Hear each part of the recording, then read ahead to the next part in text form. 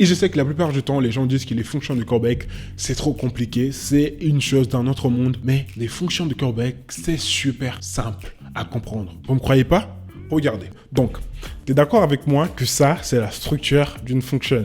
Et comme tu dois le savoir, une fonction va avoir des paramètres et une fonction va aussi avoir des arguments. C'est quoi les paramètres? Les paramètres, c'est quelque chose qu'on va définir au début de la création d'une fonction. Et cette même chose, on va pouvoir l'utiliser à l'intérieur de la fonction. Et les arguments, c'est quoi? Les arguments est un type de données qu'on va passer à une fonction au moment de son exécution. Et les données qu'on va passer comme arguments, ce sont tous les types de données qui existent dans le JavaScript. Et qu'est-ce qu'on a comme type de données dans le JavaScript? On a les données des types string, on a les données des types booléen, on a les données des types number et on a les données de type function. Oui, les functions, ce sont aussi un type de données.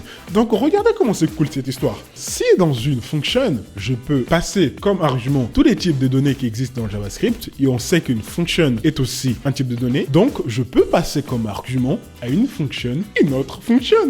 Ok? Donc, les fonctions de callback, c'est tout simplement ça. C'est une fonction qui va attendre une autre fonction comme argument. Mais, je vais pas te laisser tout simplement comme ça. On va créer ensemble une fonction de callback. Est-ce que tu es prêt à embarquer dans cette aventure avec moi? D'accord? C'est parti!